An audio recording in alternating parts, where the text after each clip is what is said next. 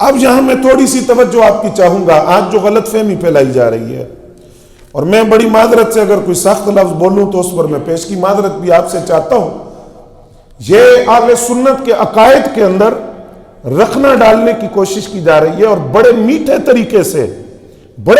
طریقے کے ساتھ اہل سنت کے جو عقائد ہیں ان میں بگاڑ پیدا کر کے لوگوں کو بدعقیدہ بنانے کا جو مشن ہے اس کو بڑی تیزی کے ساتھ یہ لوگ آگے لے کر جا رہے ہیں. ان میں سے پہلی بات یہ کی گئی، جو سو رہے ہیں وہ ذرا جاگے میری بات کو توجہ فرمائیں. پہلی بات کہ حضرت صدیق اکبر رضی اللہ تعالیٰ عنہ کی افضل ہونے کی وجہ یہ ہے کہ آپ پہلے خلیفہ ہیں. یہ بات غلط ہے. یہ بات کیا ہے؟ آپ کی افضلیت کی یہ وجہ نہیں ہے کہ آپ پہلے خلیفہ ہیں. آپ کے پہلے خلیفہ ہونے کی وجہ یہ ہے کہ آپ سب سے افضل ہیں. یہ عقیدہ اہل سنت کا، اور ان دونوں میں زمین آسمان کا فرق ہے. اگر ہم یوں کہیں کہ آپ کے افضل ہونے کی وجہ یہ ہے کہ آپ پہلے خلیفہ ہیں، تو اس کا مطلب وہ جو رافضی اور شیعہ کہتے ہیں کہ ولایت کے اعتبار سے مولا علی افضل ہیں، روحانی اعتبار سے مولا علی افضل ہیں، اور سیاسی اعتبار سے حضرت صدیق اکبر افضل ہیں کیونکہ وہ پہلے خلیفہ ہیں، تو یہی بات اسی بنیاد پر کی جاتی ہے کہ آپ افضل اس لیے ہیں کہ آپ پہلے خلیفہ ہیں. ہم کہتے ہیں یہ بات نہیں ہے. آپ پہلے خلیفہ ہونے کی وجہ سے افضل نہیں ہیں، افضل ہونے کی وجہ سے آپ پہلے خلیفہ بنے ہیں.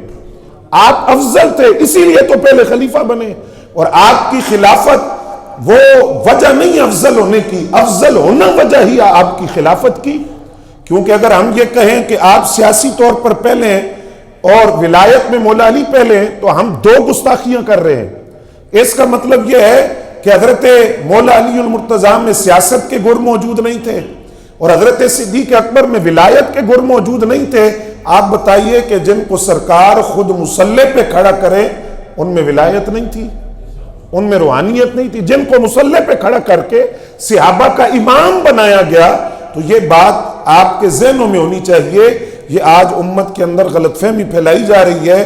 یہ بات بالکل آپ ذہن میں رکھیے گا کہ آپ خلیفہ ہونے کی وجہ سے افضل نہیں ہیں، افضل ہونے کی وجہ سے آپ خلیفہ بنے ہیں. پوری امت میں آپ افضل ہیں. افضل البشر بعد الانبیاء کا جو لفظ ہم بولتے ہیں اس کا مطلب یہ ہے کہ نبیوں کے بعد کائنات میں افضل ترین ہستی حضرت صدیق اکبر رضی اللہ تعالیٰ عنہ کی ہے. اب اس پر کچھ میں دلائل عرض کرنا چاہتا ہوں، امید ہے کہ آپ ان کو توجہ سے سماعت فرمائیں گے. ان سے قبل ایک وضاحت اور. مجھے ایک صاحب نے کہا کہ آپ افضلیت صدیق اکبر رضی اللہ تعالیٰ عنہ کی بات زیادہ اس لیے کرتے ہیں، یا جو دیگر علماء کرتے ہیں، ہمارے اکابرین کرتے ہیں بات، وہ اس لیے کرتے ہیں کہ وہ نقشبندی مجددی ہیں اور ان کی جو طریقت کے امام ہیں وہ حضرت صدیق اکبر ہیں، لہذا وہ افضلیت صدیق اکبر کی بات کرتے ہیں. تو پہلی بات تو میں نے اس سے یہ کہی کہ اللہ کا شکر ہے کہ تم نے مجھ سے سوال کیا، کیونکہ میں نقشبندی نہیں ہوں، میں چشتی ہوں اور میں چشتی سلسلے میں بیعت ہوں. تو پہلی بات کا رد تو یہی سے ہو گیا کہ صرف نقشبندی بات کرتے ہیں.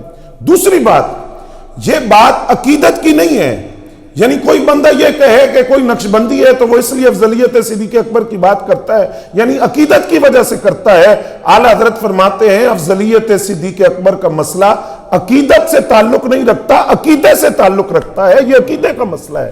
لہٰذا یہ تفریق نہیں ہے کہ نقشبندی ہے تو اس لیے کرتا ہے. نقشبندی ہو، چشتی ہو، سروردی ہو، قادری ہو، کسی بھی سلسلے سے تعلق رکھتا ہے، اس کے سنی ہونے کے لیے شرط ہے کہ وہ افضلیت صدیق اکبر کا عقیدہ رکھے، ورنہ وہ سنی نہیں ہے. افضلیت صدیق اکبر کا عقیدہ نہیں تو سنی نہیں. اعلیٰ حضرت نے سنی ہونے کی جو شرائط لکھی ہیں اس میں لکھا کہ سنی ہونے کے لیے شرط ہے افضلیت صدیق اکبر کا عقیدہ ہو. اور امام اعظم ابو حنیفہ رحمۃ اللہ علیہ سراج الامہ، کشف الغمہ، امام الائمہ، آپ سے پوچھا گیا اہل سنت کی علامت کیا ہے؟ آپ نے فرمایا شیخین کی فضیلت کا عقیدہ رکھنا، حضرت صدیق اکبر اور فاروق اعظم رضی اللہ تعالیٰ عنہ، شیخین کی فضیلت کا عقیدہ رکھنا اور حضرت عثمان غنی اور مولا علی سے محبت رکھنا. یہ اہل سنت کے عقائد میں سے ہے، ورنہ وہ سنی نہیں ہے. وہ رافضی ہو سکتا ہے، شیعہ ہو سکتا ہے، سنی ہو، کسی بھی سلسلے سے تعلق رکھتا ہو، لازم ہے یہ عقیدہ رکھے کہ نبیوں اور رسولوں کے بعد افضل ترین ہستی حضرت سیدنا صدیق اکبر رضی اللہ تعالیٰ عنہ کی ہے. یہ مسئلہ عقیدت کا نہیں، کس کا ہے؟ یاد رہے گا جی. عقیدے کا مسئلہ ہے، عقیدت کا مسئلہ نہیں ہے. لہذا یہ کہنا کہ وہ سلسلہ چونکہ امام وہ ہیں تو لہذا بات کرتے ہیں، یہ بات غلط ہے. سنی جو ہے، سنی وہ افضلیت صدیق اکبر کا عقیدہ رکھے گا.